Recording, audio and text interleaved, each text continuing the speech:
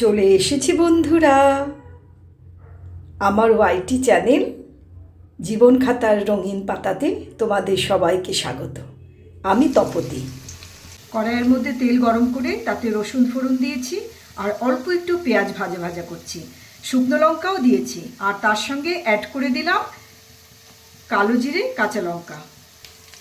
আজ করব মিষ্টি কুমড়ো আর মুখী কচু দিয়ে চিংড়ি মাছের তরকারি।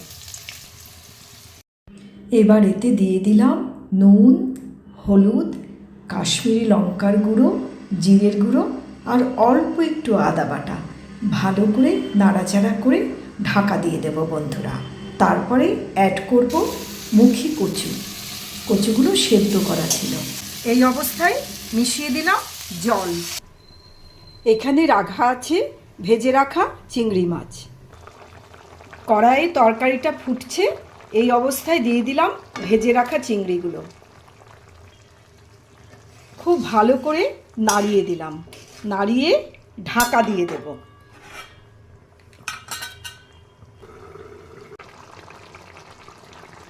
রান্নাটা আমার মোটামুটি হয়ে গেছে। এই অবস্থায় দিয়ে দিলাম কয়েকটি কাঁচা লঙ্কা। হয়ে গেছে চিংড়ি মাছ, কচু আর মিষ্টি কুমড়ো দিয়ে তরকারি। টাটা বন্ধুরা।